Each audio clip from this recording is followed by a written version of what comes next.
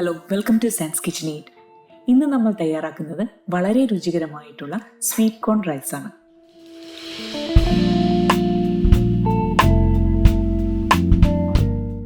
ചൂടായ പാനിലേക്ക് 2 table spoon നെയ്യ്, 1/2 ടീസ്പൂൺ പെരുംജീരകം, 4 ഏലക്ക, 1 കഷ്ണം കറുവപ്പട്ട, 4 ഗ്രാമ്പു, 10-12 കുരുമുളകും ചേർത്ത് മൂപ്പിക്കുക. ഇതിലേക്ക് 1 ടീസ്പൂൺ ഇഞ്ചി ചതച്ചതും 5 അല്ലി വെളുത്തുള്ളി ചതച്ചതും ചേർത്ത് ഒന്ന് വഴറ്റുക.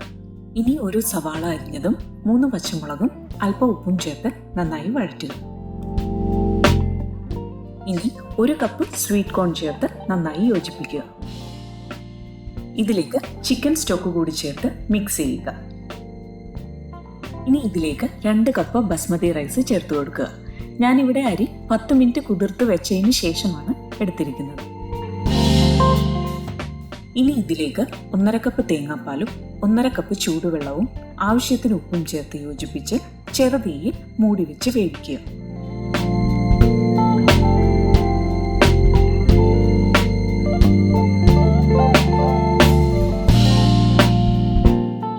ഇപ്പോൾ റൈസ് പാകത്തിന് വെന്ത് വന്നിട്ടുണ്ട്. ഇനി ഗ്യാസ് ഓഫ് ചെയ്ത് ഒരു 15 മിനിറ്റിന് ശേഷം സെർവ് ചെയ്യുക.